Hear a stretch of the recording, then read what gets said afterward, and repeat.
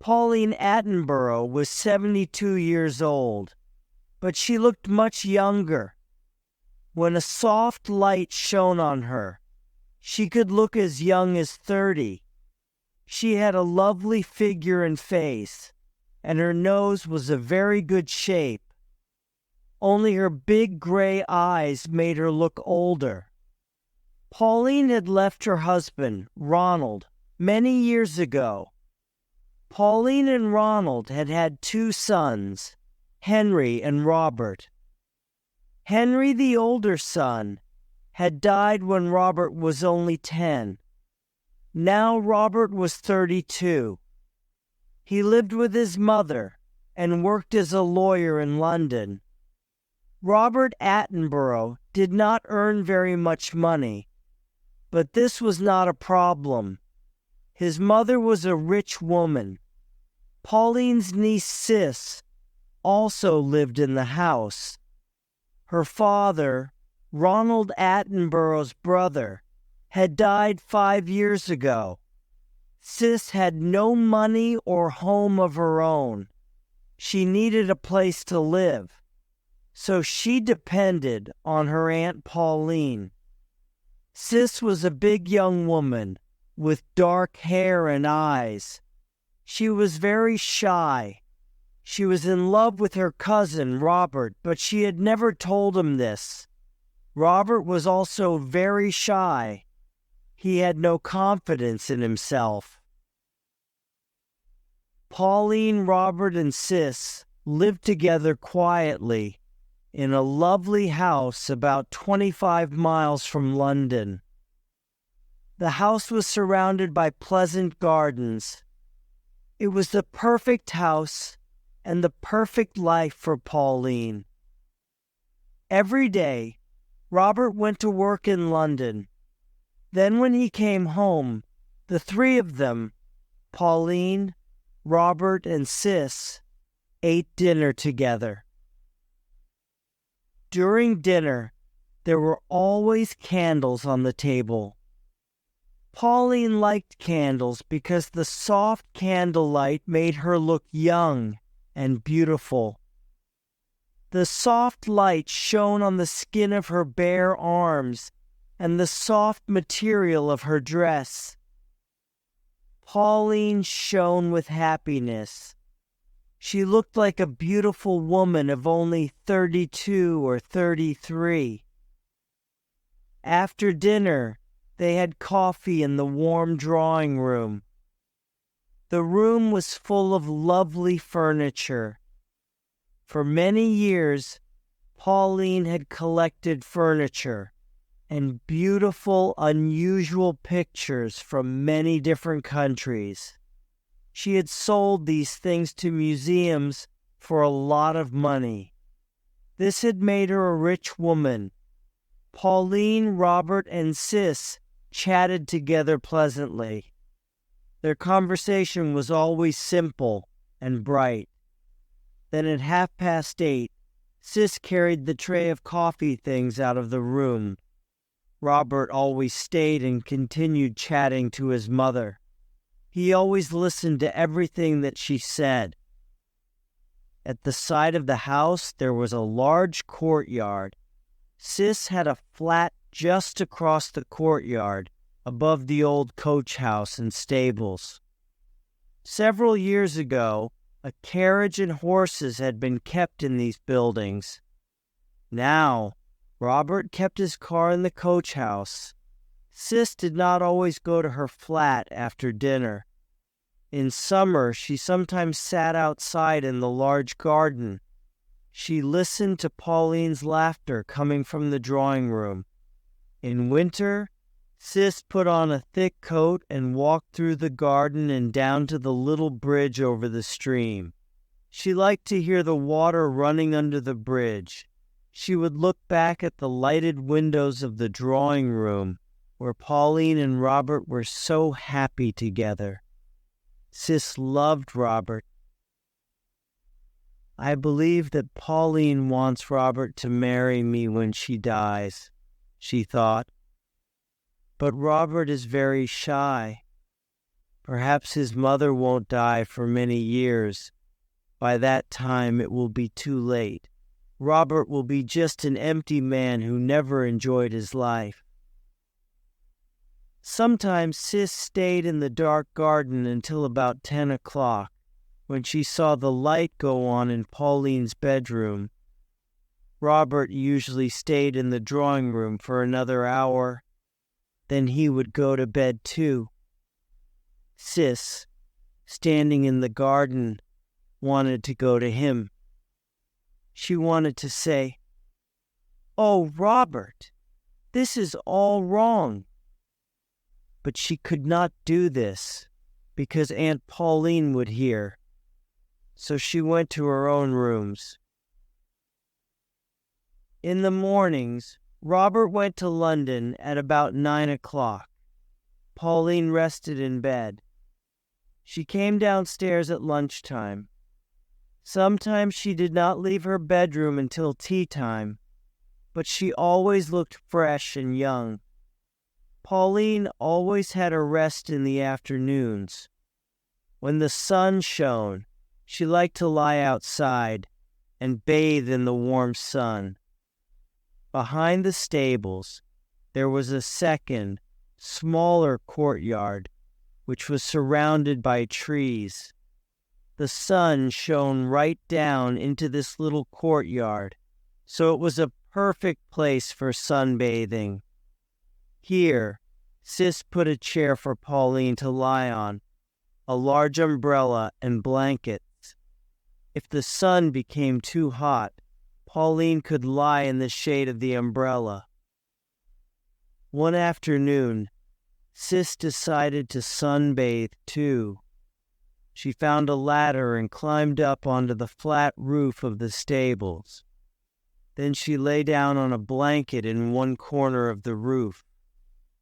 The sun shone brightly here, and it was very hot. Sis was above Aunt Pauline, who lay in the little courtyard below. But Pauline did not know that Sis was on the roof above her. It was lovely, lying in the warm sun and air. The warmth of the sun on her legs and arms made Sis feel comfortable and relaxed. Suddenly, she heard a voice speaking softly, and her heart jumped with fear and shock. "No, Henry dear," said the voice. "It was not my fault that you died instead of marrying Claudia." The voice did not sound human. Where was it coming from? There must be someone on the roof. Sis lifted her head and looked around, but there was nobody on the roof with her. Suddenly she heard the soft voice again. "No, darling, I said that you would be tired of her in 6 months. I warned you, and it was true. I couldn't do anything more, and you died without ever knowing me again." The voice was silent. Sis lay on her blanket. It was a beautiful summer afternoon. Did the voice belong to a ghost? Sis hated the idea of ghosts, spirits, and magic. Then she heard a deep sigh, and the strange voice spoke again. "Ah, well, a heart must feel pain. But it wasn't my fault, dear. It is better for a heart to feel pain rather than break from sorrow. And Robert could marry poor boring Sis tomorrow if he wanted to. But he doesn't care about her." Sis sat up quickly. She was very surprised. It was Aunt Pauline talking. It must be Aunt Pauline. Where was she? And how was Sis hearing her strange whispers? Aunt Pauline must be lying right below her, and she must be using a trick to make her voice sound strange. Aunt Pauline was trying to frighten her. Sis was still afraid, but she was now thinking more clearly. Sis lay down again. She knew the story of Henry, Robert's older brother. Henry had been in love with Claudia, a beautiful young actress. But his mother had been against Claudia and had laughed at Henry. Henry had become ill with a brain disease and died at the age of 22. "I think that I should get up now," the voice was saying. "I've had enough sun. A woman might live forever if she has enough sun, love, and good food. I truly believe a good life will make me live forever." "That is certainly Aunt Pauline's voice," Sis said to herself. "How horrible! I'm hearing Aunt Pauline's thoughts." Sis turned and looked down in front of her. She was staring at a hole in the corner of the roof. The lead gutter, the pipe for taking away the rainwater, went down into this hole. The water then came out of the rain pipe near the ground. Suddenly, a sigh and a whisper came out of the hole. "Ah, well, Pauline, get up. You've had enough sun today." Now Sis understood. Aunt Pauline was lying below her, and the rain pipe was carrying her voice up to the roof. Aunt Pauline was speaking her thoughts aloud. She did not know that the sound of her voice was going up to the roof, so Aunt Pauline was feeling guilty about Henry's death. He had died, and she thought that it was her fault.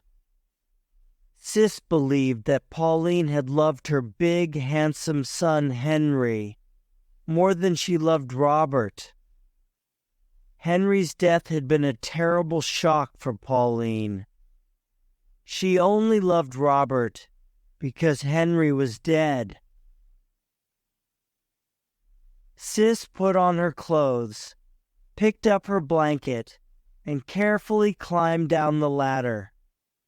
As she went down, she heard her aunt calling, "All right, Sis." The lovely lady had finished sunbathing. She was returning to the house. Sis went into the small courtyard. She picked up Pauline's blankets and the chair and put them in the house. Then she looked for the opening of the rain pipe. She found it in the corner of two walls of the stable building. The mouth of the rain pipe was almost hidden by the leaves of a plant on the wall. When Pauline sat in her chair and turned her face to the wall, her mouth would be near to the rain pipe. Sis had heard her aunt's voice. No ghosts, spirits, or magic had made the voice. That evening, after they had drunk their coffee, Pauline stood up. "The sun has made me so sleepy today," she said. "I shall go to bed now. You two sit and chat."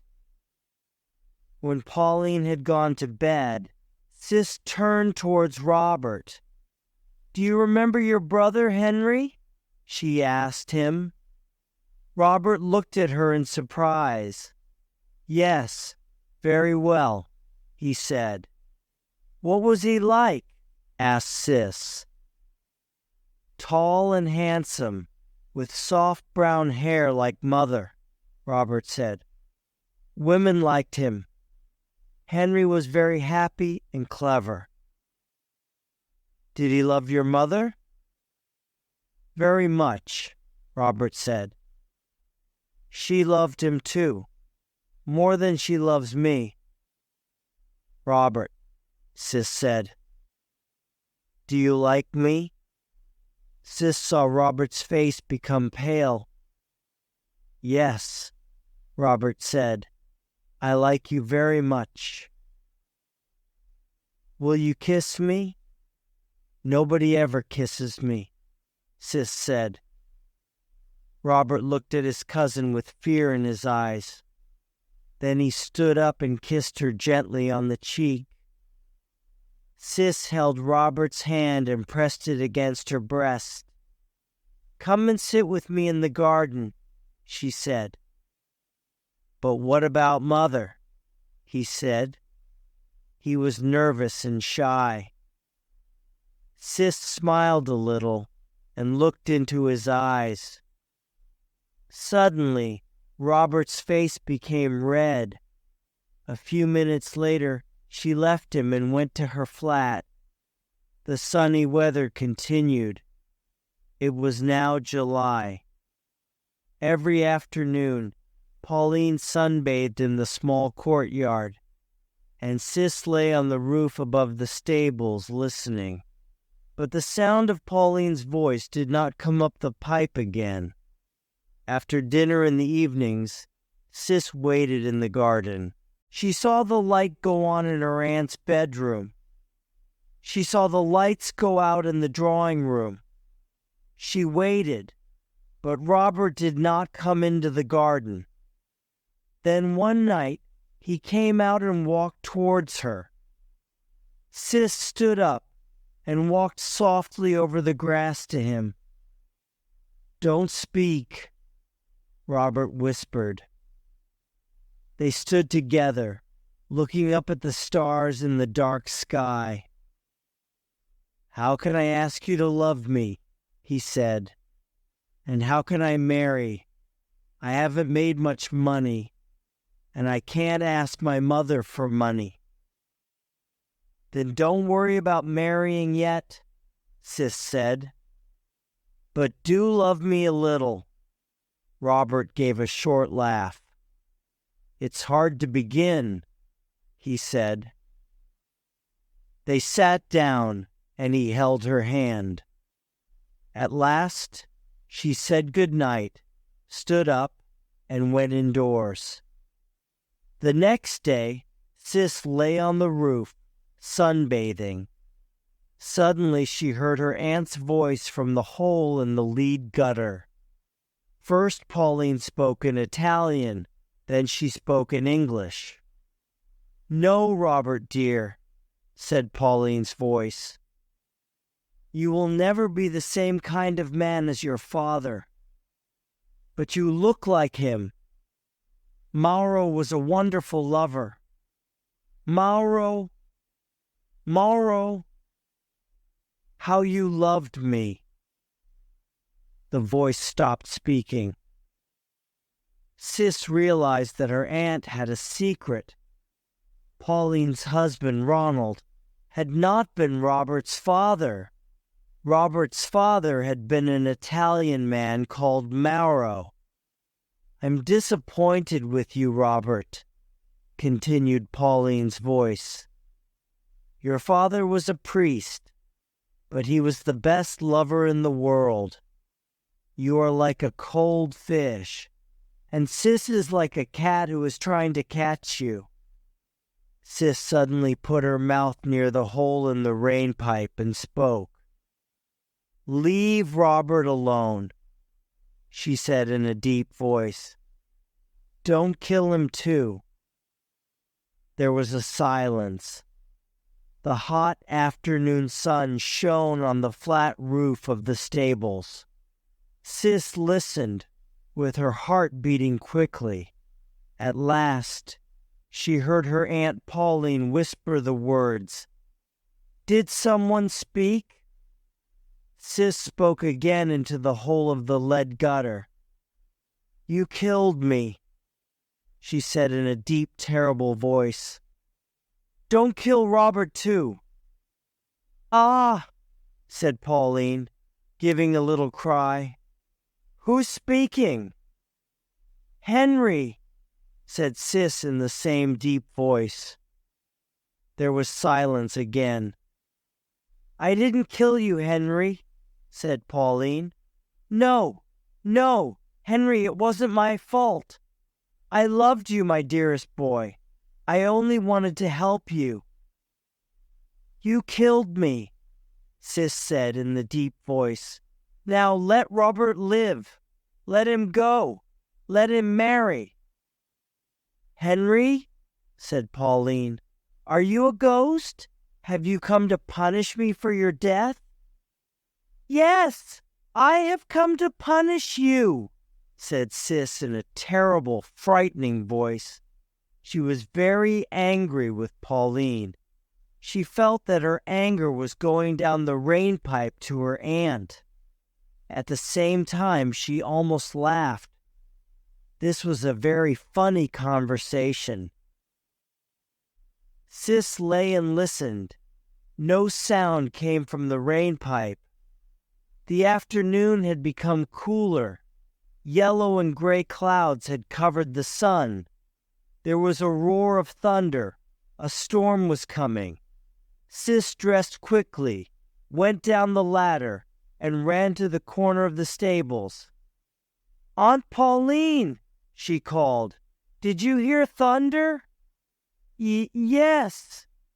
I am going indoors, her aunt replied in a weak voice. Don't wait for me. Sis watched her aunt go inside the house. The sky was growing darker. Sis took the blankets and the chair and hurried inside. Then the storm began. Pauline did not come downstairs to tea because she did not like thunder. Robert did not arrive home until after tea. By this time, the rain was pouring down. Sis went to her flat and got ready for dinner. She put on a pretty white dress and fastened some white flowers at her breast. When she went into the drawing room, Robert was waiting. He was standing by the drawing room window and listening to the rain falling. He now had a different look on his face as he watched her. The drawing room was lit by the soft light of a table lamp. Sis walked towards the bookshelves near the door. When she heard the door opening softly, Sis suddenly turned on the switch of the ceiling light. Her aunt, wearing a black dress, stood in the doorway. The strong, hard light showed her face clearly. Pauline was wearing makeup, but her face looked old and full of hate. "Oh, Aunt!" cried Sis. "Mother, you look like a little old lady," said Robert in a shocked voice. "Aren't we going to eat dinner?" asked Pauline angrily. Pauline sat at the table, getting angrier and angrier. She looked very, very old and very ugly. Sis and Robert watched each other. He was very shocked by his mother's face. Pauline ate her dinner quickly, like a hungry dog. As soon as they had finished eating, she ran toward the stairs. Robert and Sis followed her from the room. "You pour the coffee. I hate it," said the old woman quickly. "I'm going to bed. Good night." There was silence. At last, Robert said, "I'm afraid that Mother isn't well. She must see a doctor." "Yes," said Sis. The rest of the evening passed in silence. Robert and Sis stayed in the drawing room. A fire was lit. Outside, cold rain was falling. At about 10 o'clock, the door opened and Pauline came into the room. She shut the door and came to the fire. Then she looked at Robert and Sis with hate in her eyes. "You two should get married quickly," she said in an ugly voice. "You are so much in love." Robert looked up at his mother. "You believe that cousins should not marry, Mother," he said quietly. "You told me that often." "I do believe that cousins shouldn't marry," replied Pauline. But you're not cousins. Your father was an Italian priest, Robert. He was a great man, and he was too great to have a weak son like you. With a terrible look on her face, Pauline left the room. Pauline had gone mad. Her madness continued for a week. The doctor came and told her that she must sleep. He gave her drugs to help her, but she did not take the medicine. She walked about her room looking ugly and full of hate. She would not look at either Robert or Sis. At first, Sis was frightened by what she had done. She realized that her trick had made her aunt mad. Sis almost felt sorry for the terrible thing that she had done. Then she thought, this woman is the real Pauline. We never saw her true character before. But Pauline was not going to live long. She stayed in her room and did not see anyone. She had her mirrors taken away. She did not want to look at herself. Robert and Sis spent a lot of time together. But Sis could not tell Robert what she had done. She was afraid. Do you think that your mother ever loved anybody? Sis asked him one evening. Mother only loved herself, Robert said. And she loved power. She got her power by controlling other people's lives. She was beautiful. And she grew strong by controlling everyone and everything. She destroyed Henry, and she was destroying me. And don't you forgive her? Asked Sis. No, I don't. She took other people's hopes and happiness and destroyed them. 2 days later, Pauline died. Sis found her dead in her bed. Pauline's heart had become weak, and the drugs that she took were too strong for her. But after her death, Pauline got her revenge on her son and her niece. Pauline Attenborough was a very rich woman, but she left Robert only £1,000, and she left Sis only £100. The rest of her money went to a museum. She had built a museum and given it her own name, the Pauline Attenborough Museum.